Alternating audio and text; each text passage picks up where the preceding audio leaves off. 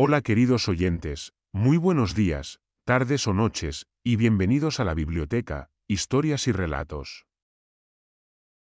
Un lugar donde las páginas se transforman en caminos, donde cada palabra es un eco del pasado y cada relato, una llama encendida en la oscuridad. Aquí rescatamos voces olvidadas, y forjamos mundos que esperan ser descubiertos.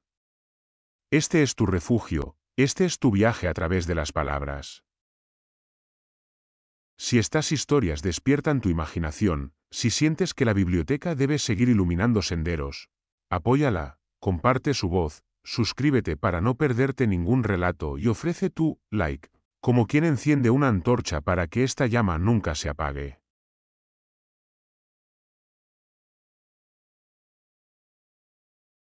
La transición española, del silencio de Franco al nacimiento de la democracia. La muerte de Francisco Franco, el 20 de noviembre de 1975, marcó el fin de una era y el inicio de un tiempo cargado de incertidumbre. Durante casi 4 décadas, España había vivido bajo el puño férreo de la dictadura, en un orden político cerrado, vigilado y cimentado sobre la victoria militar de 1939. La noticia de la desaparición del caudillo resonó en todas las plazas y hogares, entre silencios contenidos y susurros de esperanza. Para muchos, era el fin de un ciclo, para otros, el miedo a un futuro que podía desatar las tensiones contenidas durante años de represión. Juan Carlos de Borbón, nombrado sucesor por el propio Franco, ascendía al trono con la herencia pesada de un sistema agotado. La expectativa de los sectores inmovilistas era que garantizaría la continuidad del régimen. Sin embargo, el nuevo rey comprendía que esa España, encorsetada en instituciones caducas, no podía sobrevivir en el concierto internacional ni satisfacer a un pueblo que anhelaba libertad. En ese equilibrio delicado se situaba la encrucijada: ¿mantener la obra de Franco o abrir un camino hacia lo desconocido? El aparato franquista, aunque debilitado, seguía vivo. Las cortes, el movimiento, la censura y las viejas estructuras del poder no habían desaparecido con el dictador. En los pasillos de palacio y en las sedes ministeriales se escuchaban rumores de conspiraciones, recelos y discusiones acaloradas. Entre militares endurecidos por décadas de obediencia al régimen y jóvenes que miraban a Europa, se agitaba la pregunta: ¿qué España iba a nacer de las cenizas de Franco? En medio de ese panorama apareció la figura de Torcuato Fernández Miranda, jurista sagaz y estratega político, que pronunció la fórmula clave: de la ley a la ley a través de la ley. Era la idea de desmontar el régimen franquista utilizando sus propias herramientas legales, de manera que la transición no se produjera mediante una ruptura traumática, sino a través de una reforma paulatina que pudiera ser aceptada incluso por los guardianes de la vieja estructura. El primer intento de continuidad se materializó en el gobierno de Carlos Arias Navarro, último presidente del franquismo. Su carácter gris y su discurso inmovilista chocaron de frente con la realidad de un país que bullía en las fábricas y universidades. Las huelgas, las protestas clandestinas y las manifestaciones exigían libertades. El aire estaba cargado de ansiedad, y pronto el rey entendió que necesitaba un líder capaz de dirigir una reforma real. En 1976, Adolfo Suárez, hasta entonces un político emergente vinculado al movimiento nacional, fue designado presidente del gobierno. Para muchos fue una sorpresa: un hombre joven, sin demasiado peso en la vieja guardia, pero con la astucia necesaria para maniobrar entre dos mundos. Suárez tomó la bandera de la reforma y propuso la ley para la reforma política, la pieza clave que abriría las puertas a la democracia. Lo asombroso fue que, en un giro de ironía histórica, la ley que desmantelaba el franquismo fue aprobada por las propias Cortes franquistas. Poco después, el pueblo la ratificó en referéndum con un abrumador 94% de votos favorables. España estaba dando un salto sin precedentes. El proceso se aceleró. La legalización de partidos políticos, que hasta entonces habían sido perseguidos, cambió por completo el tablero. El momento más arriesgado se vivió en la Semana Santa de 1977, cuando Suárez legalizó el Partido Comunista, liderado por Santiago Carrillo. Era una medida que desató la ira de los sectores más conservadores y militares, que veían en ello una traición. Sin embargo, el paso resultó decisivo para legitimar el proceso democrático y dar cabida a todas las fuerzas políticas en el nuevo orden. Las amnistías, primero parciales y luego generales, liberaron a miles de presos políticos que habían poblado las cárceles del régimen. El movimiento nacional, las viejas cortes y las instituciones de Franco fueron disueltas. El sistema que había nacido de la guerra civil se desmoronaba, no por una revolución violenta, sino por un acuerdo político que lo transformaba desde dentro. En junio de 1977 se celebraron las primeras elecciones libres en más de 4 décadas. El país vivió aquel día con emoción contenida, conscientes de que votaban no solo por partidos, sino por el destino de toda una nación. La victoria fue para la Unión de Centro Democrático, la coalición de Suárez. Pero la verdadera conquista estaba en la pluralidad del Parlamento: socialistas, comunistas, nacionalistas vascos y catalanes, todos juntos en unas cortes que ya no respondían a un dictador, sino a la voluntad popular. La tarea más urgente era redactar una constitución. La ponencia encargada de hacerlo estuvo formada por 7 figuras conocidas como los padres de la Constitución, representantes de las distintas sensibilidades políticas. Sus debates fueron intensos, en ocasiones ásperos, pero siempre orientados a alcanzar consensos. Monarquía o república, Estado centralista o autonomías, libertades individuales y derechos sociales, cada palabra era negociada con cuidado, consciente de que aquel texto debía fundar una España nueva y duradera. Entretanto, la situación económica era crítica. La crisis internacional de los años 70 había golpeado con dureza: inflación disparada, desempleo creciente, huelgas constantes. Para evitar que el descontento social arruinara la transición, se firmaron los Pactos de la Moncloa en octubre de 1977. Fueron acuerdos entre gobierno, partidos y sindicatos que, más allá de medidas económicas, simbolizaron la capacidad de entendimiento en aras de la estabilidad. España daba una lección de política pactada en un momento de gran fragilidad. La Constitución, aprobada en referéndum en diciembre de 1978 con un 88% de apoyo, consagró la monarquía parlamentaria, la división de poderes, los derechos fundamentales y el Estado autonómico. Por primera vez en su historia contemporánea, España lograba un marco democrático aceptado por la mayoría. No era perfecta, pero representaba un acuerdo histórico entre fuerzas que, pocos años antes, se hubieran enfrentado con las armas. Sin embargo, junto a los pactos visibles existían también los pactos ocultos. Uno de ellos fue conocido como el Pacto del Olvido, la decisión de no juzgar los crímenes del franquismo ni depurar responsabilidades, a cambio de asegurar que los viejos cuadros del régimen aceptaran el tránsito a la democracia. La Ley de Amnistía de 1977 liberó a los presos políticos, pero también blindó a los responsables de la dictadura. Fue una amnistía de doble filo que aún hoy genera debate. Los rumores de contactos discretos entre el rey, Suárez, Carrillo y Felipe González alimentaron la idea de que existió un gran acuerdo político no escrito. Los comunistas aceptarían la monarquía y la bandera, los socialistas moderarían su discurso, y a cambio se abriría un espacio real de participación política. El ejército, pieza clave, fue tranquilizado con promesas de respeto a su estatus y ausencia de juicios por la represión pasada. La influencia de Estados Unidos y de la CIA también aparece en este tablero de rumores. España era estratégica en la Guerra Fría, y Washington quería garantizar que el nuevo régimen permaneciera en el bloque occidental. La integración futura en la OTAN y en la Comunidad Europea se perfilaba como destino inevitable. La Iglesia, a su vez, que había sido uno de los pilares del franquismo, optó por moderarse y apoyar la reconciliación, evitando un choque frontal con la nueva realidad. El precio de la transición pactada fue alto: las víctimas del franquismo quedaron sin justicia, Los grandes empresarios del régimen mantuvieron sus privilegios, y los militares conservaron cuotas de poder. Pero, a cambio, el país evitó un baño de sangre y abrió el camino a la democracia. No obstante, la consolidación no fue inmediata ni pacífica.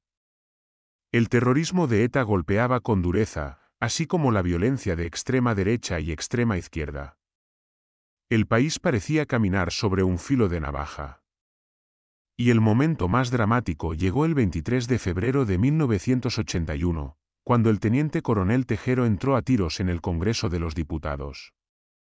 Durante horas, España temió que todo se derrumbara, que el fantasma del autoritarismo regresara. Pero la imagen del rey Juan Carlos I, vestido de uniforme militar, defendiendo la democracia en un mensaje televisado, selló el fracaso del golpe. Fue, paradójicamente, el día en que la monarquía se consolidó como garante del nuevo Estado.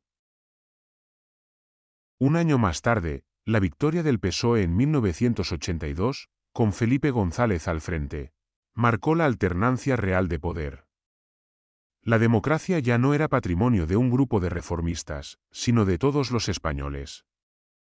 La integración en la OTAN, y sobre todo, en la Comunidad Económica Europea en 1986, ancló definitivamente a España en el bloque democrático occidental. Así, el Estado español se consolidó tras Franco mediante una combinación de audacia, pactos y silencios. Se construyó no sobre la ruptura radical, sino sobre la reforma pactada, no sobre la justicia de los vencedores, sino sobre la voluntad de convivir. Fue un proceso lleno de luces y sombras, de gestos valientes y de concesiones dolorosas. Pero, en la balanza de la historia, representó el salto desde una dictadura aislada a una democracia europea. Hoy, aquel camino sigue siendo objeto de debate. Para algunos, fue una traición a la memoria de las víctimas, para otros, la única vía posible para evitar una nueva guerra.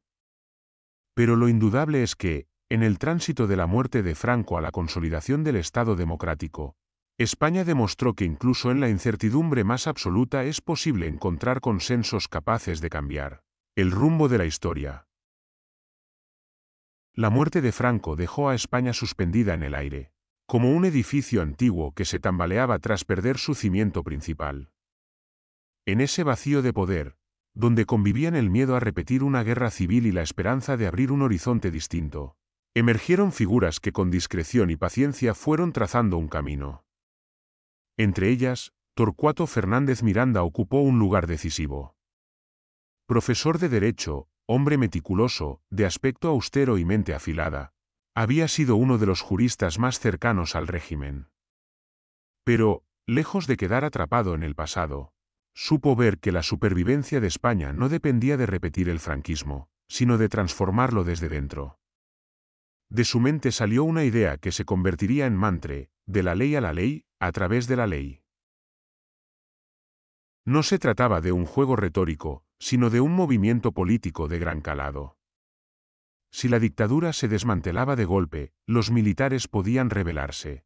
Los viejos cuadros del régimen podían cerrar filas y el país podía sumirse en el caos. En cambio, si se usaban los mismos mecanismos jurídicos que Franco había dejado como herencia, las Cortes franquistas aprobarían, paradójicamente, su propia disolución. Fernández Miranda lo sabía. La única forma de abrir un proceso constituyente sin provocar un choque frontal era valerse de las propias armas de la dictadura. Con paciencia de ajedrecista, comenzó a colocar cada pieza. Frente a esa visión reformista, el primer gobierno tras la muerte del dictador fue una sombra del pasado. Presidido por Carlos Arias Navarro, se mantuvo atado al lenguaje del inmovilismo. Sus discursos hablaban de continuidad, de orden, de respeto a la obra de Franco. Pero eran palabras huecas en un país que ya no creía en ellas. Arias Navarro, apodado el enterrador por haber sido quien anunció la muerte del caudillo con lágrimas, simbolizaba la grisura de un régimen sin futuro. Tenía el poder formal, sí, pero no tenía ni la legitimidad ni la visión necesarias para guiar a España en aquel cruce de caminos. Mientras tanto, En la calle la realidad era otra. El descontento social crecía cada día, y lo hacía con una intensidad que sorprendía a quienes habían confiado en que la censura y la represión mantendrían el orden. Las fábricas se llenaban de huelgas, sobre todo en el cinturón industrial de Madrid, en Euskadi y en Cataluña. Los obreros reclamaban derechos laborales, mejoras salariales y, sobre todo, libertad sindical. Los barrios obreros se organizaban en asociaciones de vecinos que desafiaban la autoridad local. Las universidades, hervideros de juventud inconformista, se convertían en escenarios de manifestaciones que a menudo terminaban reprimidas por la policía. Era un país que bullía bajo la superficie. Durante décadas, el miedo había sido el cemento que mantenía a la sociedad en silencio, pero con la muerte de Franco ese cemento empezaba a agrietarse. La gente seguía teniendo miedo, pero el deseo de un futuro diferente empezaba a pesar más que la amenaza del pasado. En las casas, en las tabernas, en los talleres, se hablaba cada vez más de política. Y aunque todavía se hacía en voz baja, cada palabra era una chispa que iba preparando un incendio imparable. El mundo observaba a España con atención. Desde Europa se exigía una apertura clara, ningún país democrático podía admitir la entrada de una dictadura en sus instituciones. Y Estados Unidos, aunque había tolerado a Franco durante la Guerra Fría por su valor estratégico, también comprendía que el futuro de España pasaba por integrarse en el bloque democrático occidental. El rey Juan Carlos, consciente de ello, sabía que debía elegir bien a su piloto de la transición. Arias Navarro no lo era. En 1976, el monarca dio un giro que sorprendió a muchos. Nombró a Adolfo Suárez como presidente del gobierno. Era un joven político de provincias, con trayectoria en el movimiento nacional, pero con la astucia suficiente para entender a todos los actores y moverse entre las sombras. Suárez no tenía el peso de un gran líder histórico, pero sí la capacidad de generar confianza en el rey y de tender puentes hacia la oposición.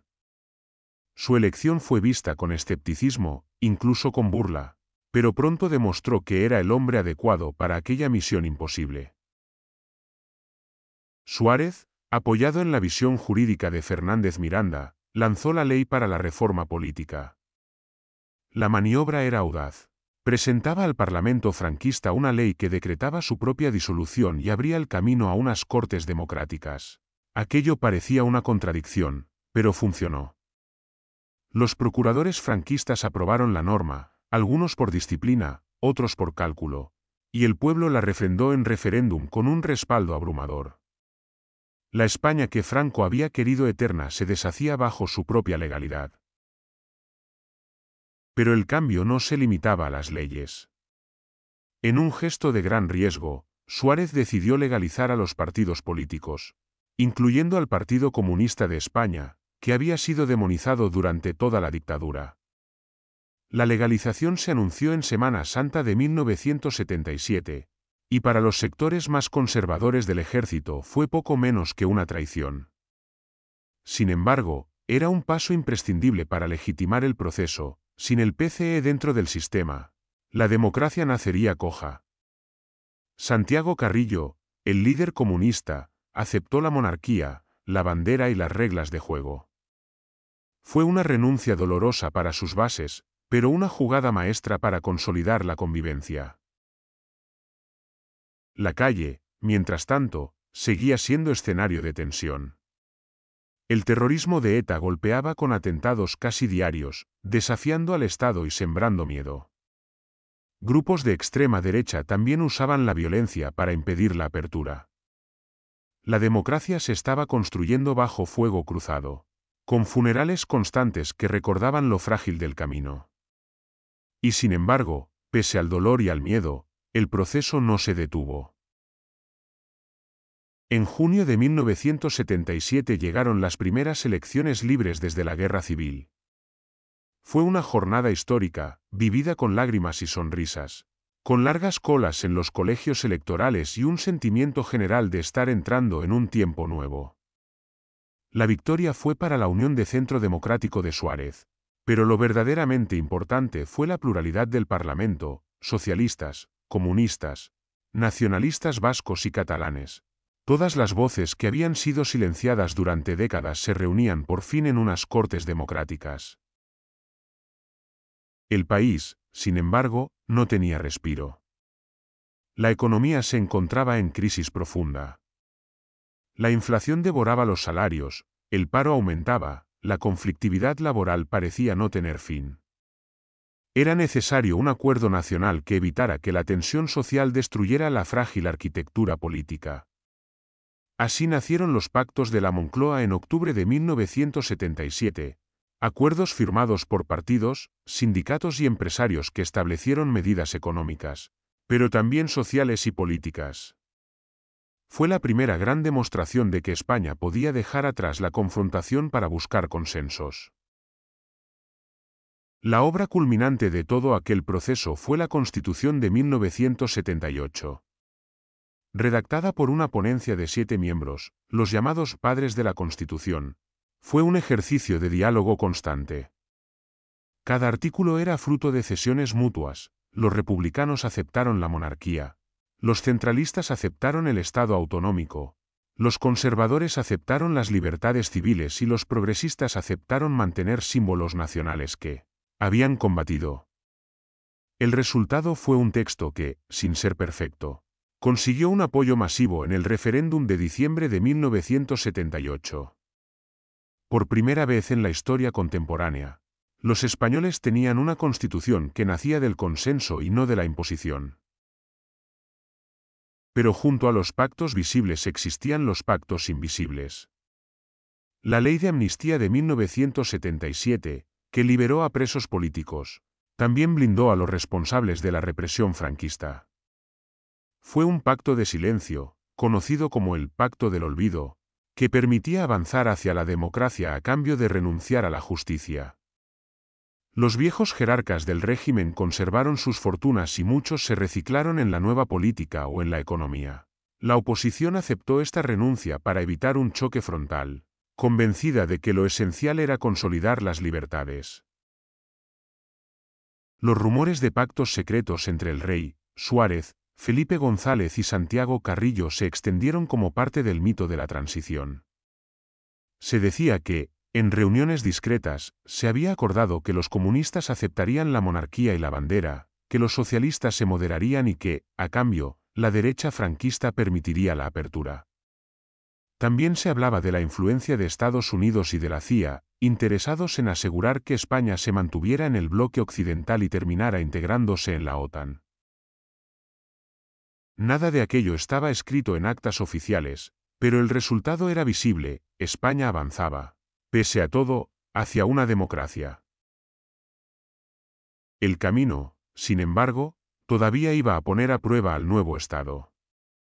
El 23 de febrero de 1981, un grupo de guardias civiles encabezados por el teniente coronel Tejero irrumpió en el Congreso de los Diputados.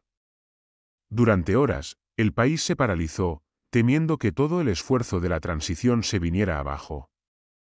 Las imágenes de los diputados agachados bajo los disparos recorrieron el mundo. Pero al final, el golpe fracasó.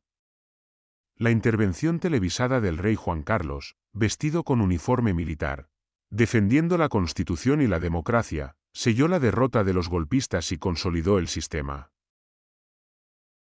Un año más tarde, en 1982, la victoria del PSOE de Felipe González marcó la alternancia real en el poder. España, que apenas 7 años antes había enterrado a Franco, tenía ya un sistema democrático en el que la izquierda gobernaba con plena legitimidad. La integración en la Comunidad Económica Europea en 1986 y la pertenencia a la OTAN terminaron de situar al país en el bloque occidental. La transición española fue, en definitiva, un delicado equilibrio entre audacia y prudencia, entre memoria y silencio, entre justicia y olvido.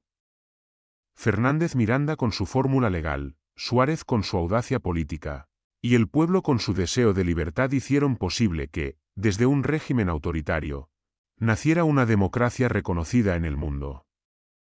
No fue una epopeya limpia, ni justa para todos, Pero sí fue un proceso que evitó el derramamiento de sangre y permitió consolidar el Estado español sobre bases nuevas.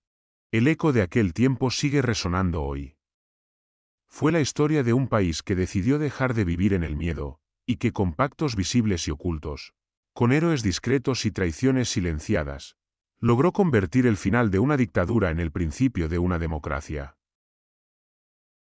La presión internacional pesaba sobre España como una losa. Europa observaba con recelo aquel país que aún vivía bajo las estructuras heredadas de una dictadura, mientras el continente se había consolidado como un espacio democrático tras la Segunda Guerra Mundial. Ninguna potencia occidental estaba dispuesta a integrar a una España inmóvil en la comunidad económica europea si no se abría a las libertades.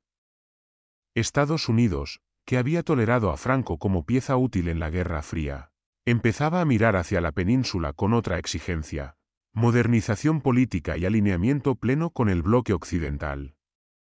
El rey Juan Carlos comprendió pronto que sin democracia España corría el riesgo de quedarse aislada, marginada de las grandes decisiones que darían forma al futuro de Europa.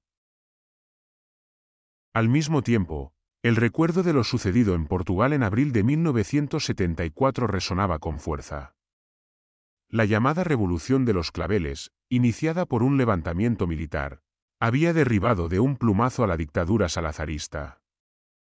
En apenas unas horas, el país vecino pasó de un régimen autoritario a un proceso revolucionario que lo llevó a la democracia, pero no sin turbulencias. Muchos en España miraban con fascinación aquel estallido de libertad, con soldados abrazados al pueblo y flores en los fusiles. Otros lo contemplaban con miedo: si algo semejante ocurría aquí, el caos podía desembocar en violencia y enfrentamiento, reabriendo heridas que apenas cicatrizaban desde 1939. Dentro del propio ejército español, las tensiones eran palpables. Estaba dividido entre los duros, que querían perpetuar la obra de Franco, y los aperturistas, que aceptaban la necesidad de un cambio controlado. Los primeros veían en cualquier gesto de reforma una amenaza a su honor y a la memoria del dictador. Los segundos, aunque todavía atados a la disciplina castrense, entendían que España no podía quedar anclada en un mundo que ya había cambiado. Esa división silenciosa era peligrosa. Un movimiento en falso podía desencadenar un golpe de Estado o una revuelta interna. La presión exterior, el ejemplo portugués y las grietas en el ejército creaban una atmósfera de incertidumbre, como si el país caminara sobre un campo minado. Cada decisión podía marcar la diferencia entre una transición pacífica o un colapso semejante al del vecino. Y en esa tensión, la figura del rey y de los políticos reformistas comenzó a ganar peso, conscientes de que debían guiar el paso con precisión quirúrgica para evitar que España cayera en el abismo. En las sombras, la oposición aguardaba. Durante décadas había vivido en la clandestinidad, perseguida, encarcelada o condenada al exilio, pero nunca extinguida. El PSOE, debilitado tras los años de represión y dividido entre generaciones, buscaba reconstruirse en un país que apenas recordaba a sus viejos líderes. La juventud que lo impulsaba desde el interior de España se unía con las figuras históricas que habían resistido desde fuera, y todos esperaban el momento en que la historia les permitiera reaparecer como fuerza legítima. El PCE, por su parte, había resistido con una disciplina férrea bajo la dirección de Santiago Carrillo. Sus militantes vivían en la semiclandestinidad, imprimiendo panfletos en sótanos, organizando reuniones secretas en pisos escondidos, y arriesgando la libertad o la vida en cada acción. La represión contra ellos había sido brutal, pero también habían acumulado un capital simbólico. Para muchos obreros e intelectuales, los comunistas representaban la resistencia más coherente al franquismo. En silencio, esperaban que la legalización llegara, aunque sabían que sería la batalla más difícil. Los sindicatos, especialmente Comisiones Obreras y la UGT, se habían convertido en un poder real en los centros de trabajo. Aunque ilegales, organizaban huelgas masivas, redactaban pliegos de reivindicaciones y obligaban al régimen a reconocer que la conflictividad obrera ya no podía sofocarse con simples amenazas. Cada paro laboral era un desafío directo a las estructuras franquistas y una muestra de que la sociedad civil se estaba organizando al margen del Estado. La expectativa era común, nadie sabía cuándo ni cómo caería el muro de la dictadura, pero todos percibían que se resquebrajaba. En las asambleas clandestinas se hablaba de democracia, de libertades, de un futuro donde la voz del pueblo recuperara su lugar. Había impaciencia, había miedo, pero sobre todo había determinación. La oposición, aunque fragmentada, aguardaba su oportunidad como un río subterráneo que, tarde o temprano, encontraría la grieta por la que salir a la superficie. Cuando el rey Juan Carlos comprendió que el gobierno de Arias Navarro estaba agotado, tomó una decisión inesperada que cambiaría el rumbo de la historia: nombrar a Adolfo Suárez presidente del gobierno en julio de 1976. Muchos se sorprendieron, incluso se burlaron. Para la oposición clandestina, Suárez no era más que un producto del movimiento nacional, un político joven sin demasiada experiencia, moldeado en las estructuras del franquismo. Para los viejos franquistas, era un hombre demasiado inexperto y cercano al rey como para confiar plenamente en él. Pero el monarca sabía lo que buscaba: alguien que pudiera tender puentes, que tuviera la audacia de romper con lo viejo y la habilidad de no provocar un estallido militar. Suárez asumió el cargo con un objetivo claro: abrir un proceso democrático real. La clave estaba en una idea heredada de Torcuato Fernández Miranda: de la ley a la ley, a través de la ley.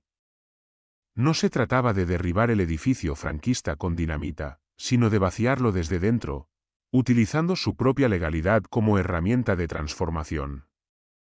Con esta lógica nació la Ley para la Reforma Política. El texto era audaz y paradójico a la vez. Planteaba que las Cortes franquistas, diseñadas para perpetuar la dictadura, votaran una ley que las disolvía a sí mismas y convocaba unas nuevas Cortes elegidas por sufragio universal. Era, en esencia, un suicidio legal. Muchos procuradores se resistieron: ¿cómo iban a aprobar el fin del sistema que habían jurado defender? Pero la presión del rey, la habilidad de Suárez y el peso de la realidad internacional fueron inclinando la balanza. El 18 de noviembre de 1976, las Cortes aprobaron la ley con 425 votos a favor, 59 en contra y 13 abstenciones. El franquismo, que se había proclamado eterno, se había dado la puntilla a sí mismo. Era un momento de enorme simbolismo. La dictadura caía no por un golpe de Estado ni por una revolución popular, sino por un acto parlamentario votado en su propio corazón. Para dar legitimidad al proceso, la ley se sometió a referéndum el 15 de diciembre de 1976. La participación fue masiva y el resultado arrollador: un 94% de los votantes respaldó la reforma. Millones de españoles acudieron a las urnas sabiendo que no solo elegían una norma, sino que enterraban a un régimen. Por primera vez en décadas, la voluntad popular se expresaba libremente, y lo hacía con claridad aplastante. A partir de ese momento, el camino quedaba abierto para la legalización de partidos, la amnistía y, sobre todo, las elecciones de 1977. España había logrado algo único: que la propia estructura franquista aprobara su desaparición. Y Suárez, aquel joven político que nadie había tomado en serio, se convirtió en el artífice de la operación política más arriesgada y brillante de la transición. El referéndum del 15 de diciembre de 1976 fue el gran examen de la reforma. En cada colegio electoral se respiraba un aire distinto al de las votaciones controladas de la dictadura. La gente acudía sabiendo que esta vez su decisión sí contaba. No se trataba de elegir candidatos, sino de decidir si España caminaba hacia un futuro democrático o se quedaba encadenada al pasado. El resultado fue contundente, con una participación masiva. Un 94% de los votantes dijo sí a la ley para la reforma política. Aquella jornada marcó un antes y un después. Por primera vez en décadas, la ciudadanía tenía la sensación de que su voz podía cambiar el destino del país. Con el respaldo popular en la mano, Adolfo Suárez pudo dar el siguiente paso: la legalización de los partidos políticos. Era un gesto cargado de riesgo, porque significaba reconocer la existencia de formaciones que habían sido perseguidas durante casi 40 años. El PSOE, reconstruido por una nueva generación encabezada por un joven Felipe González, emergía con fuerza. La UGT recuperaba su espacio sindical, y decenas de partidos regionalistas, liberales y democristianos empezaban a organizarse legalmente. Pero el obstáculo más difícil, la prueba definitiva para el proceso, era el Partido Comunista de España. Desde el final de la Guerra Civil, el PCE había sido el enemigo absoluto para el franquismo. La propaganda lo había demonizado como encarnación del mal, responsable de todos los miedos que el régimen había agitado durante décadas. Los militares y los sectores más inmovilistas no concebían siquiera la posibilidad de su regreso a la vida legal. Sin embargo, Suárez comprendió que sin el PCE dentro del sistema democrático, cualquier elección estaría viciada, porque millones de obreros y simpatizantes quedarían fuera del juego. La decisión se tomó en el momento más delicado, la Semana Santa de 1977. Mientras el país vivía días de recogimiento religioso, el gobierno anunció la legalización del Partido Comunista. La noticia cayó como un trueno en los cuarteles. Hubo voces que pidieron la destitución inmediata del presidente y no faltaron quienes hablaron abiertamente de rebelión. Para muchos, aquello era una traición intolerable a la memoria de Franco. Pero Suárez había calculado bien. Santiago Carrillo, líder del PCE, aceptó renuncias históricas para facilitar el proceso, reconoció la monarquía parlamentaria, aceptó la bandera rojigualda y defendió la vía democrática frente a la revolución. Con ese gesto, los comunistas demostraban que no eran una amenaza al sistema, sino que estaban dispuestos a integrarse en él. Fue un acto de audacia política y de gran riesgo personal. En aquellos días, España estuvo más cerca que nunca de una fractura. Sin embargo, la decisión acabó legitimando el proceso en su conjunto. Cuando en junio de 1977 se celebraron las primeras elecciones libres, los españoles pudieron elegir entre todas las opciones: conservadores, socialistas, comunistas, nacionalistas y liberales. La democracia nacía completa, porque ninguna voz quedaba fuera de las urnas. La apertura del sistema no podía sostenerse si en las cárceles seguían encerrados miles de hombres y mujeres cuyo único delito había sido militar en partidos prohibidos, convocar huelgas o levantar la voz contra la dictadura. Desde 1976 comenzaron a aprobarse amnistías parciales, que liberaron a algunos presos políticos, pero todavía quedaban centenares tras los barrotes. La presión de la calle era constante, las manifestaciones por la amnistía llenaban plazas y avenidas, con pancartas, canciones y, a menudo, choques con la policía. Era una reivindicación transversal, que unía a sindicatos, estudiantes, asociaciones de vecinos y partidos clandestinos en un clamor único: libertad y amnistía total.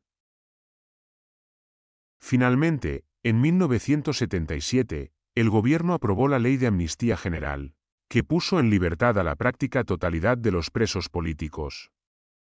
Aquella medida fue recibida con júbilo: familias que se reencontraban tras años de separación, militantes que regresaban a la vida pública, exiliados que podían volver sin miedo. Era la confirmación de que el nuevo tiempo había llegado. Pero la ley tenía una segunda cara: no solo beneficiaba a la oposición, sino también a los responsables de la represión franquista. Quedaban blindados ante la justicia los crímenes cometidos durante la dictadura. Se consolidaba así lo que después se llamaría el Pacto del Olvido, un silencio impuesto para garantizar que el pasado no rompiera la frágil construcción del presente. Paralelamente, el viejo armazón del franquismo se fue desmoronando pieza por pieza.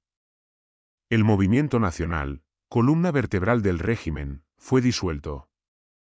Su aparato político, que durante décadas había controlado la vida pública, quedaba reducido a cenizas. Las Cortes Orgánicas, compuestas por procuradores designados y sin legitimidad democrática, dejaron de existir tras aprobar la ley para la reforma política que significaba su propia muerte. El Consejo Nacional del Movimiento, órgano simbólico de la dictadura, también fue liquidado. Cada disolución era un gesto cargado de significado. Donde antes se habían reunido los guardianes del régimen, ahora quedaban edificios vacíos, símbolos caducos que el país dejaba atrás. La España de los viejos juramentos y consignas quedaba archivada en la memoria, sustituida por la promesa de un futuro en el que el poder ya no emanaba del dictador, sino del pueblo. Era un desmontaje controlado, casi quirúrgico, para evitar un choque frontal con los sectores más duros. Pero era, al mismo tiempo, un desmantelamiento irreversible. España estaba abandonando el franquismo no en un estallido súbito, sino en una serie de pasos calculados que, uno tras otro, fueron borrando los cimientos de un régimen que se había querido eterno. La apertura no se podía limitar a las leyes políticas y a la legalización de partidos, había que tocar el núcleo mismo de la vida laboral. Durante casi 40 años, los trabajadores españoles solo habían tenido un cauce único para organizarse: los sindicatos verticales del régimen, controlados desde arriba y al servicio de la estructura franquista. Todo intento de sindicalismo libre había sido perseguido con cárcel o con despidos masivos. Pero en los talleres, en las minas, en las fábricas del cinturón industrial de Madrid, Barcelona y Bilbao, ya existía una realidad subterránea: las comisiones obreras, los núcleos de UGT y las asociaciones de trabajadores que, pese a ser ilegales, se habían convertido en auténticos motores de protesta. En 1977, el gobierno reconoció por fin la libertad sindical y el derecho de huelga. Era un salto monumental. Por primera vez desde 1939, los trabajadores podían elegir a sus representantes, crear sindicatos independientes y negociar convenios colectivos. El miedo a perder el empleo por militar en una organización obrera se disipaba poco a poco. Las huelgas, hasta entonces reprimidas como delitos, pasaban a formar parte de un derecho constitucional en ciernes. El movimiento obrero, tantas veces golpeado, recuperaba su voz en la vida pública y se transformaba en un actor central del nuevo tiempo democrático. Con esa pieza puesta en su sitio, el tablero estaba listo para el gran momento: la convocatoria de elecciones generales en junio de 1977. El anuncio resonó en todo el país como un trueno histórico. 41 años habían pasado desde que los españoles habían votado libremente por última vez, en febrero de 1936. Ahora, tras una dictadura prolongada, regresaba el acto soberano de introducir una papeleta en una urna y decidir el rumbo de la nación. Las calles se llenaron de carteles y mítines. Partidos que habían vivido en la clandestinidad salían a la luz con rostros y símbolos renovados. El PSOE se presentaba con un joven Felipe González, que encarnaba la modernización de la socialdemocracia. El PCE, recién legalizado, llevaba la voz de Santiago Carrillo y la memoria de la resistencia antifranquista. La UCD, coalición centrista de Suárez, pedía la confianza para consolidar la transición. Y junto a ellos, nacionalistas vascos y catalanes, liberales, democristianos y hasta grupos de extrema derecha competían en un espacio político por fin abierto. El 15 de junio de 1977, España entera vivió una jornada que mezclaba emoción y solemnidad. Las colas frente a los colegios electorales parecían interminables, pero nadie se quejaba. Había quien llevaba toda la vida esperando ese día. Las urnas recogieron la esperanza de millones de ciudadanos, y al caer la noche, los resultados confirmaron lo que ya era evidente: el país había iniciado un camino sin retorno. La victoria fue para la Unión de Centro Democrático de Suárez, pero el verdadero triunfo pertenecía a todos. Había socialistas, comunistas, nacionalistas, conservadores, voces distintas, enfrentadas en ideas, pero reunidas en un mismo parlamento. España había recuperado el pluralismo político. la libertad sindical y el derecho a elegir a sus representantes. Con esas elecciones se cerraba el ciclo de la reforma política y se abría el tiempo constituyente. El franquismo quedaba atrás, no como un recuerdo borrado, sino como una herida que empezaba a cicatrizar bajo la promesa de un futuro democrático. El 15 de junio de 1977 amaneció con un aire distinto. España despertaba sabiendo que ese día no sería como los demás, que lo que estaba en juego iba más allá de un simple escrutinio. Era la oportunidad de cerrar una herida abierta desde 1936. Durante semanas, las calles se habían llenado de carteles, mítines improvisados en plazas, debates encendidos en cafés y fábricas. Por primera vez en más de 4 décadas, la gente podía votar sin miedo, sin consignas impuestas, sin urnas manipuladas. Se respiraba nerviosismo, pero también una ilusión contenida que había estado guardada en silencio durante demasiado tiempo. Las colas en los colegios electorales se extendían a lo largo de manzanas enteras.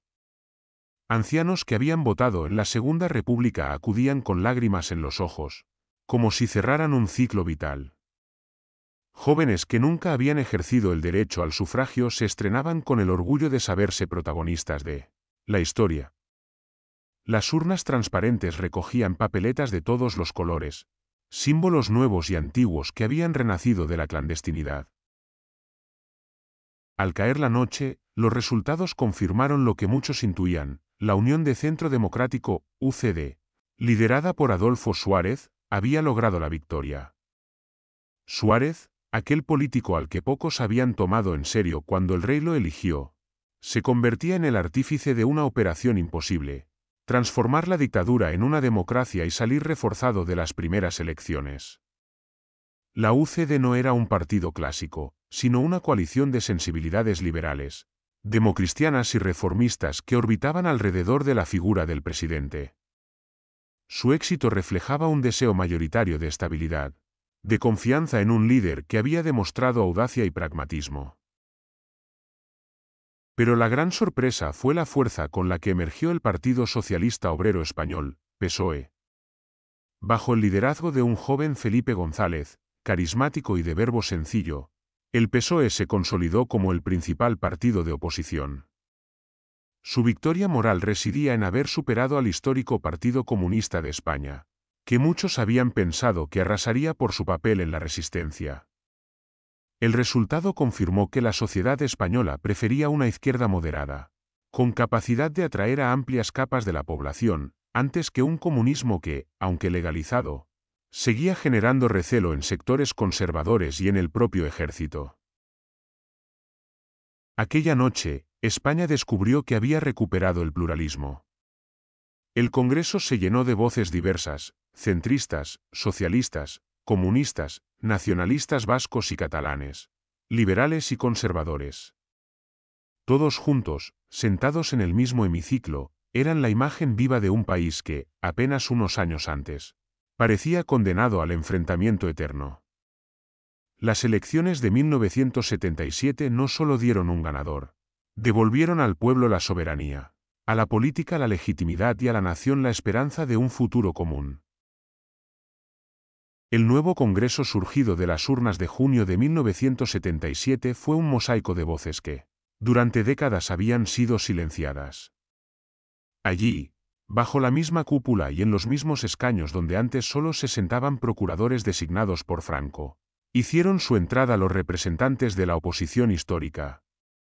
El Partido Comunista de España, proscrito y perseguido durante casi 40 años, ocupaba por fin sus bancadas con Santiago Carrillo al frente. Era un gesto cargado de simbolismo. Aquellos a quienes el franquismo había pintado como enemigos irreconciliables se integraban ahora en el corazón de la legalidad. Junto a ellos, el Partido Nacionalista Vasco, PNV, regresaba a la vida parlamentaria después de décadas de exilio y clandestinidad. También lo hacían las fuerzas catalanas que reivindicaban autogobierno, y otros partidos más pequeños que representaban sensibilidades regionales, ideológicas o sociales muy distintas. España volvía a ser plural, y esa pluralidad se veía y se escuchaba en cada debate, en cada discurso, en cada choque dialéctico. La fotografía del hemiciclo en 1977 condensaba el cambio: comunistas y socialistas, centristas y conservadores, nacionalistas vascos y catalanes, todos juntos bajo un mismo techo. Lo que parecía imposible apenas 2 años antes, que todas las Españas hablaran en un mismo foro, se había convertido en realidad. Con aquel Parlamento legítimo y diverso comenzaba la tarea más trascendental: la redacción de una nueva Constitución. La misión recaía en una ponencia reducida de 7 miembros, conocidos después como los Padres de la Constitución. Allí estaban representadas las principales sensibilidades políticas, y desde el primer momento entendieron que el éxito del proceso no dependía de la victoria de unos sobre otros, sino de la capacidad de llegar a un consenso que todos pudieran aceptar. Las sesiones fueron intensas, plagadas de discusiones sobre cuestiones fundamentales: la forma del Estado, el reconocimiento de autonomías, los derechos individuales, la relación entre Iglesia y Estado, las garantías sociales. Cada palabra era debatida con cuidado porque cada palabra podía abrir una grieta en un edificio todavía frágil. Los comunistas aceptaron la monarquía parlamentaria. Los conservadores aceptaron el pluralismo y los nacionalistas consiguieron abrir la puerta al autogobierno. Era un ejercicio inédito en la historia contemporánea de España, redactar una constitución no desde la imposición de los vencedores, sino desde el diálogo de los distintos. El eco de esas conversaciones, a veces tensas, a veces conciliadoras, comenzó a dar forma al texto que en 1978 sería sometido al juicio del pueblo. Una España distinta, nacida de las urnas y del acuerdo, empezaba a ser escrita con tinta constitucional. En el verano de 1977, cuando la emoción por las primeras elecciones libres aún llenaba las calles, la realidad económica golpeó con dureza. España arrastraba una crisis profunda heredada de los últimos años del franquismo y agravada por el shock del petróleo de 1973. La inflación rozaba niveles insoportables, los precios subían sin control, el poder adquisitivo de las familias se desplomaba y las empresas sufrían pérdidas continuas. El paro aumentaba de manera alarmante, sobre todo entre los jóvenes, y las huelgas eran cada vez más frecuentes. El país, que acababa de abrir sus puertas a la democracia, podía ver frustrada su esperanza por un colapso económico y social. La situación era crítica. Si la nueva democracia se asociaba con carestía y desorden, los sectores más inmovilistas tendrían un argumento perfecto para justificar un retorno al autoritarismo. El descontento obrero, que había sido motor de la oposición al franquismo, podía convertirse en un arma contra la frágil transición si no se lograba encauzar. Era necesario un pacto, un acuerdo amplio que diera estabilidad al país mientras se construía la Constitución. En ese clima nació la idea de los Pactos de la Moncloa, bautizados así porque se firmaron en la residencia oficial del presidente del gobierno. Adolfo Suárez convocó a los principales partidos políticos, sindicatos y organizaciones empresariales. No era fácil sentar en la misma mesa a adversarios que apenas unos meses antes se miraban con odio: comunistas y conservadores, socialistas y empresarios, nacionalistas y centristas. Pero la urgencia económica y la conciencia de que el futuro de la democracia estaba en juego obraron el milagro. Las negociaciones fueron intensas. Se discutieron medidas económicas dolorosas: control del gasto público, límites salariales, reformas fiscales. Los sindicatos aceptaron sacrificios para contener la inflación, con la promesa de que se avanzarían derechos sociales. A cambio, se garantizaba mayor transparencia en la economía, se ponían las bases de un sistema fiscal moderno y se reforzaban los derechos de reunión y asociación. El equilibrio era frágil, pero era un paso imprescindible. Finalmente, en octubre de 1977 se firmaron los Pactos de la Moncloa. La foto de los líderes políticos y sindicales, juntos, en la residencia presidencial, fue uno de los símbolos más potentes de la transición. Representaba algo más que un acuerdo económico, era la prueba de que, en medio de la crisis, España había aprendido a dialogar. Los pactos mostraron que la política no tenía por qué ser un campo de batalla, sino un espacio donde las diferencias podían convertirse en consensos por el bien común. Para millones de ciudadanos, aquello significó esperanza. No era el fin de las dificultades, pero sí la confirmación de que la democracia podía ofrecer soluciones prácticas, que no todo sería enfrentamiento ni promesas vacías. Los pactos de la Moncloa consolidaron el rumbo iniciado en 1976 y blindaron el proceso constitucional que se estaba gestando. España había dado un paso decisivo. La democracia no solo se construía con discursos, sino también con acuerdos que tocaban la vida real de la gente. Los pactos de la Moncloa fueron mucho más que un conjunto de medidas económicas. Simbolizaron el primer gran acuerdo político de la nueva democracia. Sentados en torno a una misma mesa, el gobierno de Adolfo Suárez, los principales partidos, desde la derecha hasta la izquierda, los sindicatos y las organizaciones empresariales aceptaron compartir responsabilidades y renuncias. Cada uno cedía algo, consciente de que sin concesiones no habría futuro. El gobierno garantizaba libertades y reformas sociales. Los sindicatos aceptaban contener las reivindicaciones salariales para frenar la inflación. Los empresarios se comprometían a aceptar nuevas reglas del juego democrático. Era un equilibrio frágil, pero también una muestra de madurez inédita en la historia reciente de España.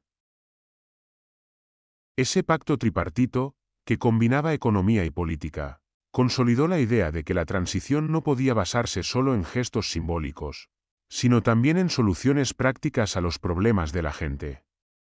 Las huelgas, aunque no desaparecieron, comenzaron a estar enmarcadas en un sistema de negociación colectiva.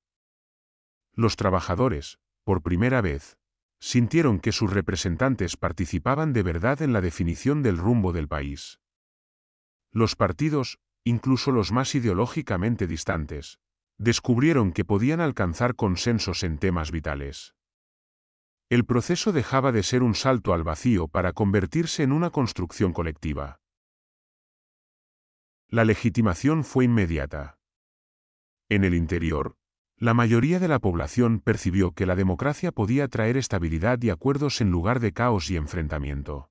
En el exterior, la foto de los pactos proyectó una imagen poderosa, la de un país que, lejos de derrumbarse en disputas, sabía llegar a entendimientos.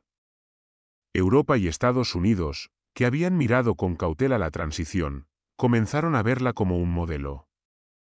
La credibilidad internacional de España aumentó de forma decisiva, y la integración futura en la Comunidad Económica Europea dejó de parecer un sueño lejano para convertirse en una expectativa real.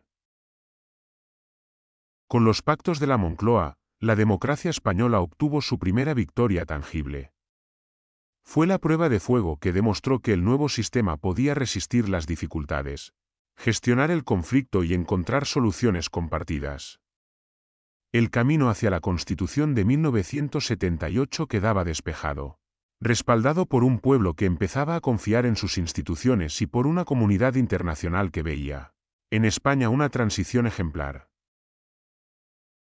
En 1977, con el nuevo Parlamento ya en marcha y los pactos de la Moncloa como garantía de estabilidad, llegó la tarea más trascendental: redactar la Constitución que debía fundar la democracia española. La misión recayó en una ponencia formada por 7 diputados, conocidos después como los Padres de la Constitución. Entre ellos estaban representantes de todas las grandes corrientes ideológicas: centristas de la UCD, socialistas del PSOE, comunistas del PCE, conservadores de Alianza Popular y nacionalistas catalanes.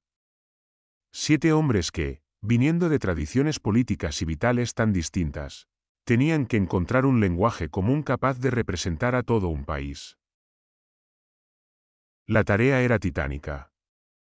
En aquellas sesiones, largas y a veces tensas, se debatía el destino de España. La monarquía fue uno de los temas más espinosos. Muchos hubieran preferido una república, pero el compromiso fue mantener la corona como símbolo de unidad y continuidad, enmarcada en un sistema parlamentario.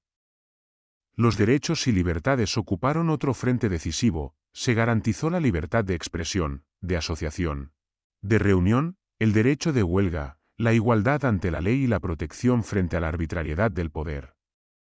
Tras décadas de censura y represión, era un giro histórico.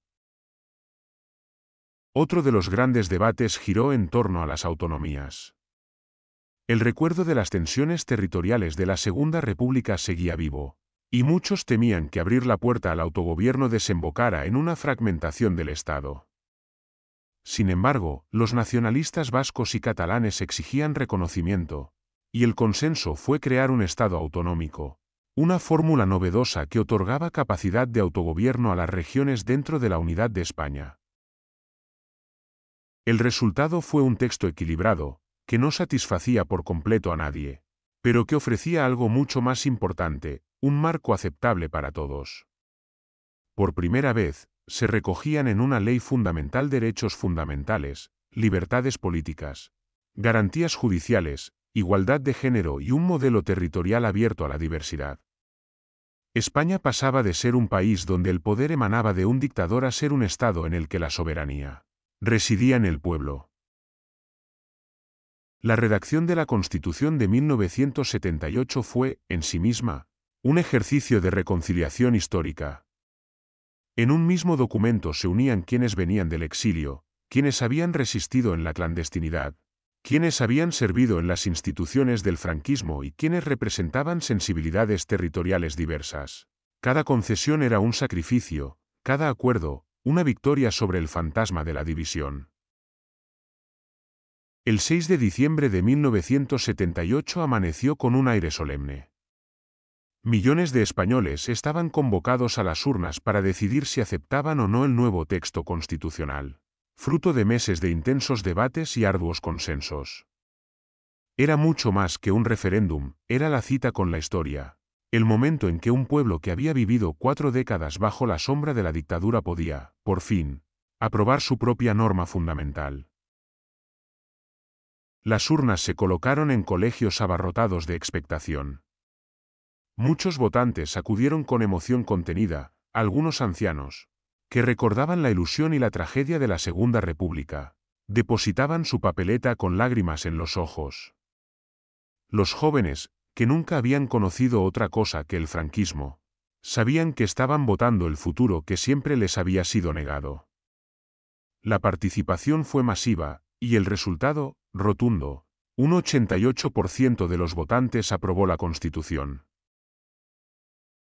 La noticia recorrió el país y el mundo.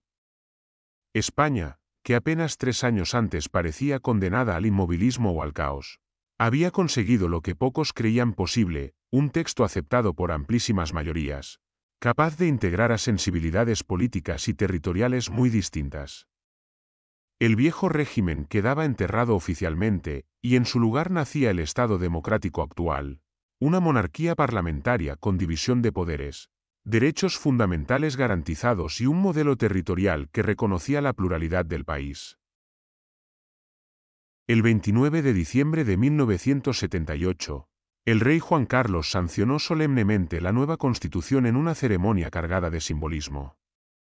Con su firma, la España del franquismo quedaba atrás y se inauguraba la España democrática, homologable a las demás naciones europeas. El país había dado un salto histórico, de la ley a la ley, pero a través de la voluntad del pueblo. Desde entonces, aquella fecha quedó grabada como el día en que España recuperó plenamente su soberanía popular.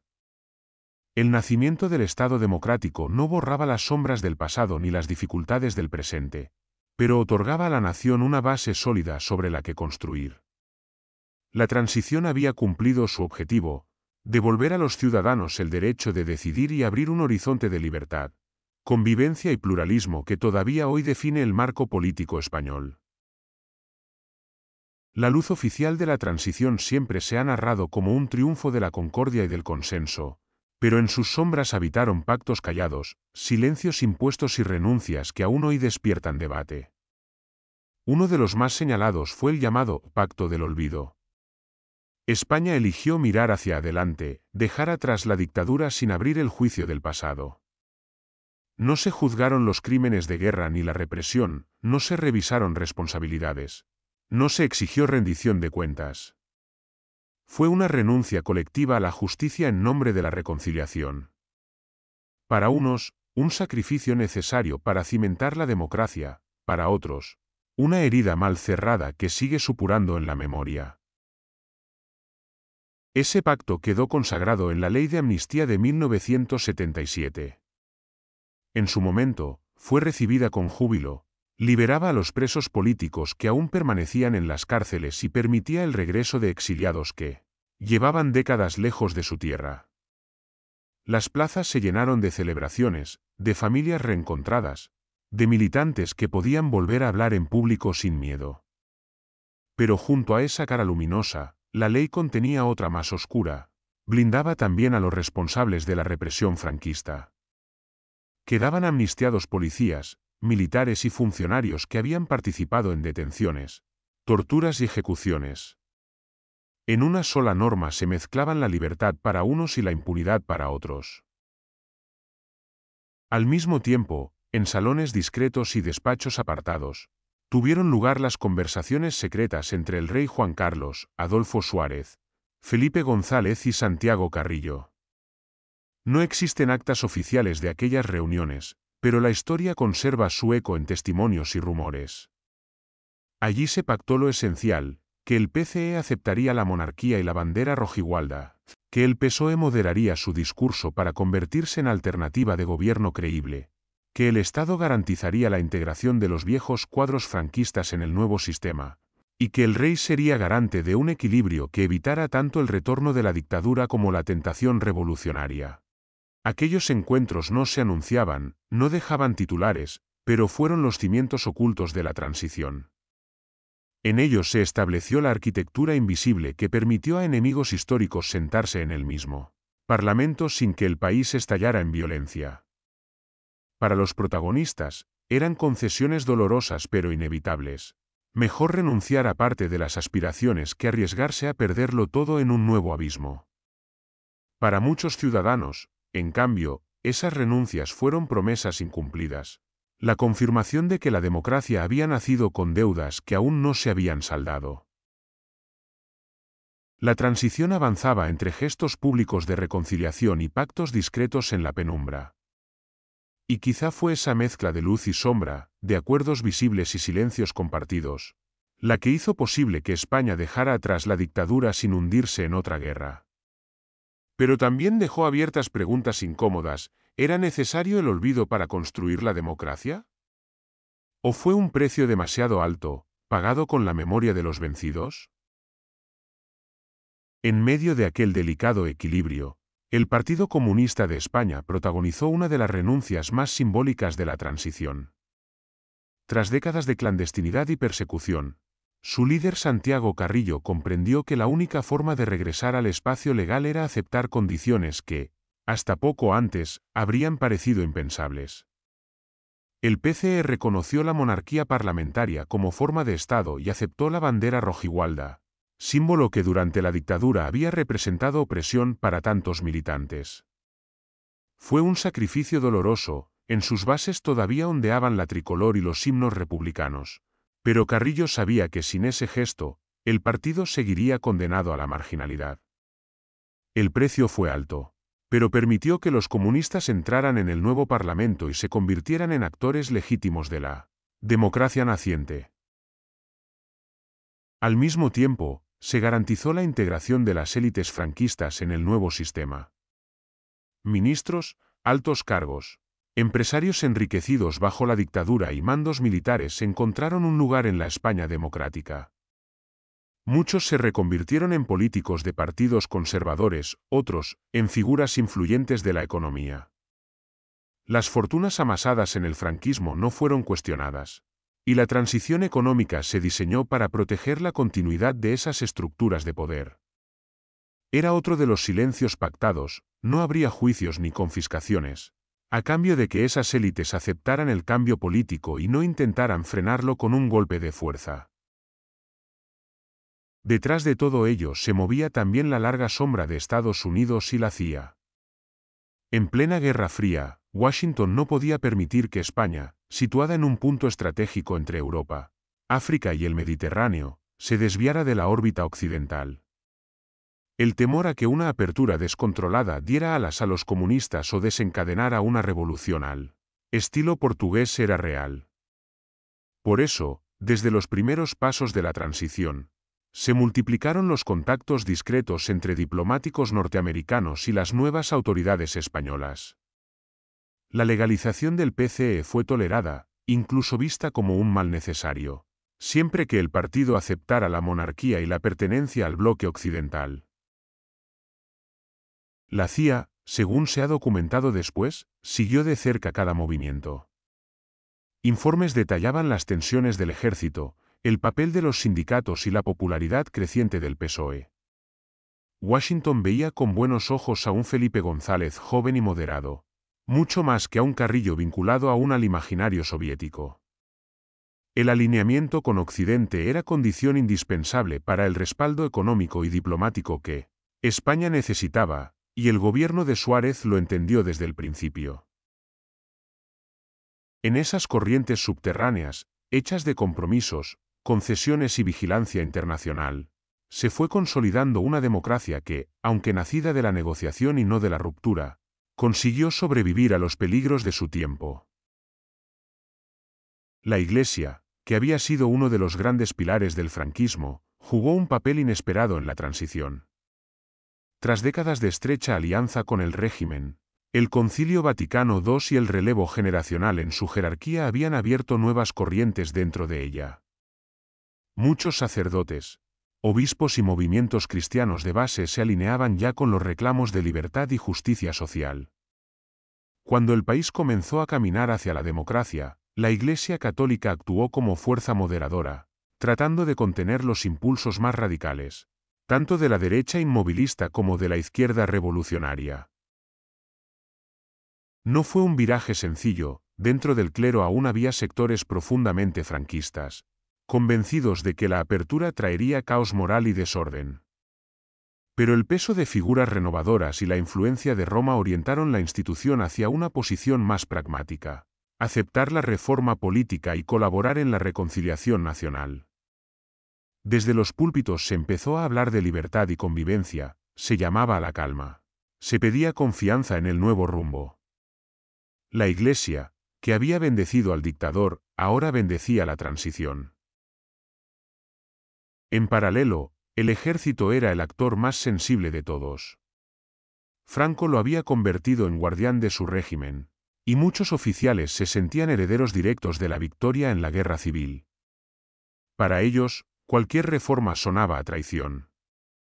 Los servicios de inteligencia detectaban rumores de malestar, de reuniones conspirativas en cuarteles, de oficiales que hablaban sin tapujos de restaurar el orden si la democracia se desviaba demasiado. Para neutralizar ese riesgo, desde el gobierno y la corona se tejió un pacto tácito con los mandos militares. Se respetaría su estatus, sus privilegios y su honor corporativo, y no habría juicios contra ellos por la represión pasada. Se conservarían sus carreras, sus símbolos y su lugar en la jerarquía del Estado.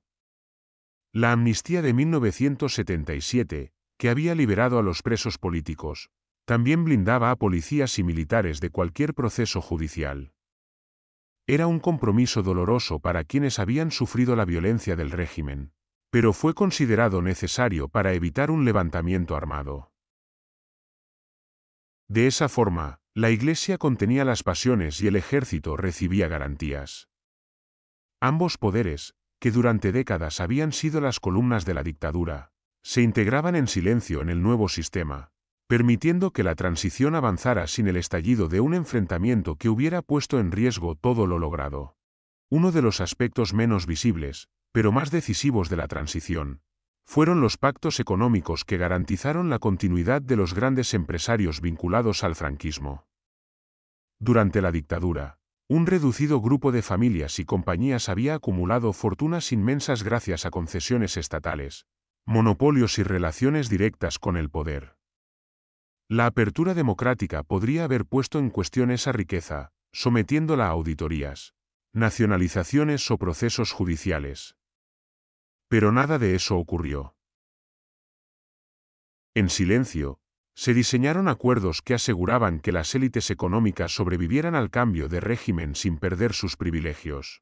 Muchos de esos empresarios se reciclaron como mecenas de partidos moderados, financiando discretamente a la UCD o a grupos conservadores para proteger su influencia. A cambio, el nuevo Estado no cuestionó ni sus patrimonios ni la forma en que los habían obtenido. Se trataba de un pacto tácito, los viejos poderes económicos aceptaban la democracia, siempre que ésta no alterara la estructura de riqueza que habían heredado del franquismo. Mientras tanto, en el tablero internacional, circulaban rumores persistentes sobre contactos secretos con la OTAN incluso antes de la adhesión oficial en 1982. Washington había dejado claro que, para los intereses estratégicos de la Guerra Fría, España era una pieza crucial. Controlaba el acceso al Mediterráneo por el estrecho de Gibraltar y ofrecía un territorio ideal para bases militares. Aunque públicamente el debate sobre la OTAN estaba congelado, la sociedad española era profundamente reticente a integrarse en una alianza militar. En los despachos se mantenían conversaciones discretas. Se dice que emisarios españoles y norteamericanos acordaron pasos preliminares de cooperación en defensa, mucho antes de que el país votara en referéndum sobre la permanencia en la organización. El objetivo era claro: garantizar que, más allá de los vaivenes políticos internos, España quedaría firmemente anclada en el bloque occidental. Estos movimientos subterráneos, nunca reconocidos del todo, completaban el rompecabezas de pactos visibles e invisibles que hicieron posible la consolidación del Estado democrático. El resultado fue una democracia que nacía de amplios consensos, pero también de silencios impuestos, las fortunas intocables, la memoria reprimida y la integración estratégica en Occidente formaban parte de un legado que aún hoy sigue, despertando debates sobre el verdadero coste de la transición. La joven democracia española nació bajo el fuego. Apenas instalada, tuvo que enfrentarse a la amenaza constante de la violencia política. La organización terrorista ETA golpeaba con atentados sangrientos que buscaban quebrar al Estado y forzar la independencia del País Vasco. Sus acciones, dirigidas contra militares, policías, jueces y políticos, sembraban el miedo y ensombrecían cada avance de la transición. Paralelamente, grupos de extrema derecha, reacios a la apertura, intentaban frenar el proceso a tiros y bombas, mientras sectores de la extrema izquierda radical se lanzaban a la violencia revolucionaria. España parecía caminar por un filo peligroso. La democracia apenas nacía y ya se veía acosada por quienes querían destruirla desde ambos extremos.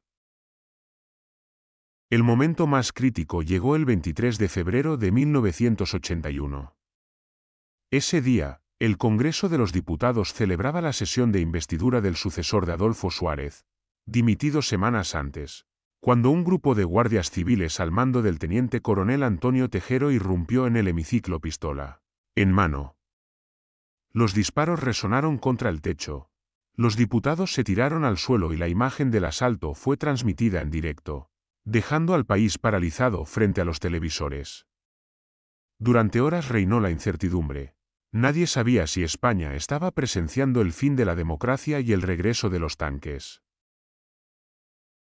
El desenlace llegó pasada la medianoche, con un mensaje televisado que quedó grabado en la memoria colectiva.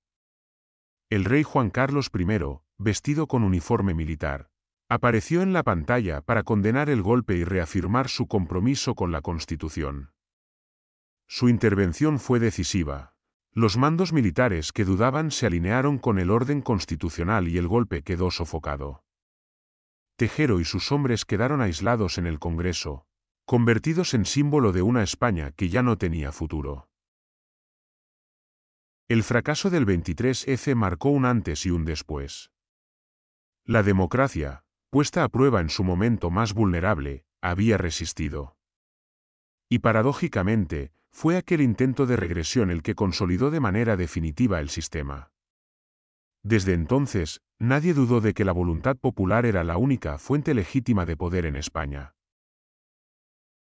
El 28 de octubre de 1982, España vivió otro hito que terminó de sellar su transición: la victoria aplastante del PSOE en las elecciones generales. Felipe González, con apenas 40 años, arrasó en las urnas y llevó a los socialistas al poder con una mayoría absoluta que no dejaba lugar a dudas. Por primera vez desde la Segunda República, la izquierda gobernaba de manera legítima, sin tutelas y con un respaldo masivo. Aquella noche, las imágenes de la sede socialista en la calle Ferraz abarrotada, con banderas rojas y gritos de «Felipe, Felipe», simbolizaban la verdadera alternancia democrática. España había demostrado que podía cambiar de signo político sin violencia ni rupturas, solo con votos. Los años siguientes consolidaron la inserción de España en el mundo occidental. En 1982, el gobierno de Leopoldo Calvo Sotelo había aprobado la entrada en la OTAN, decisión que dividió al país y generó fuertes protestas, pero que fue ratificada en 1986 con un referéndum en el que el propio Felipe González pidió el sí a la permanencia. Ese mismo año, España culminó otra aspiración histórica, la adhesión a la Comunidad Económica Europea, CE. Bruselas abría las puertas a un país que durante décadas había vivido en aislamiento. Y lo hacía porque veía a España ya como una democracia estable y homologable. La integración trajo modernización económica, fondos de desarrollo y el anclaje definitivo en la Europa democrática. En paralelo, el sistema político interno se fue asentando sobre dos pilares: la monarquía parlamentaria y el Estado de las autonomías. La corona, reforzada tras el papel del rey en el 23F, se consolidó como símbolo de unidad en un país diverso y a menudo tensionado por sus diferencias internas. Y el modelo autonómico, nacido de la Constitución, desplegó sus estatutos y parlamentos regionales, otorgando a comunidades como Cataluña, el País Vasco, Galicia y Andalucía grados inéditos de autogobierno, mientras otras regiones también se sumaban al proceso. España pasaba de ser un Estado centralista a un sistema descentralizado que reconocía la pluralidad de sus territorios. Con estas piezas, la democracia española quedó plenamente consolidada.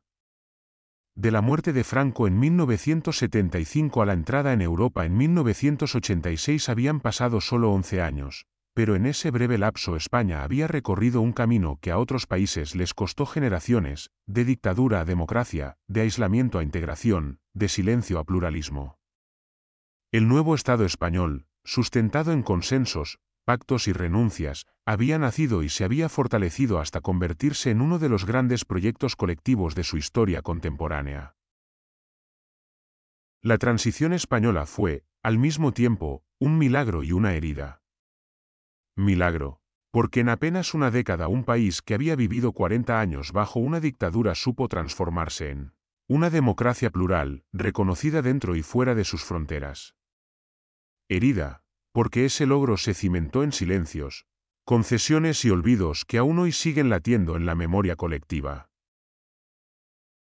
Fue un proceso de equilibrios imposibles, amnistiar para liberar, pero también para blindar, pactar para avanzar, pero al precio de renunciar a una justicia plena, aceptar la monarquía como continuidad para evitar el riesgo de fractura, integrar a los viejos poderes económicos y militares para que no sabotearan el nuevo sistema.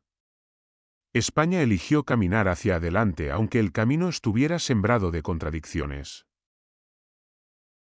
El gran éxito de la transición fue demostrar que la convivencia era posible entre quienes habían sido enemigos irreconciliables: socialistas, comunistas, liberales, conservadores, nacionalistas. Todos cedieron algo para construir un espacio común. Y el gran fracaso, quizás inevitable, fue que la memoria de los vencidos quedó relegada, atrapada en un pacto de silencio que impidió una justicia reparadora. Con todo, el balance es claro: la democracia española sobrevivió al terrorismo, al ruido de sables, a la crisis económica y a los fantasmas del pasado. Supo integrarse en Europa, abrirse al mundo y garantizar a varias generaciones un marco de libertades. La transición no fue perfecta, pero fue la llave que permitió cerrar la noche larga del franquismo y abrir un amanecer nuevo. Mirando en perspectiva, aquel tiempo enseña que las naciones no se salvan con gestos heroicos aislados, sino con acuerdos, con renuncias y con la voluntad de no repetir los errores de la historia. España, en 1975, caminaba sobre un abismo. En 1986, caminaba junto a las democracias europeas. Ese salto, con todas sus luces y sombras, sigue siendo uno de los capítulos más extraordinarios de su historia contemporánea.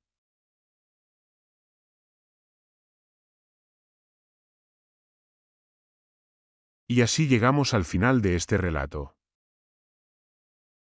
Gracias por acompañarme en este viaje a través de las palabras. Espero que hayas disfrutado la historia tanto como yo al compartirla contigo. Recuerda que en la biblioteca siempre habrá un nuevo mundo que descubrir, una voz que escuchar, un eco que revivir. Hasta la próxima, y que tengas muy buenos días, tardes o noches. No olvides suscribirte y dejar tu like para seguir explorando juntos más relatos.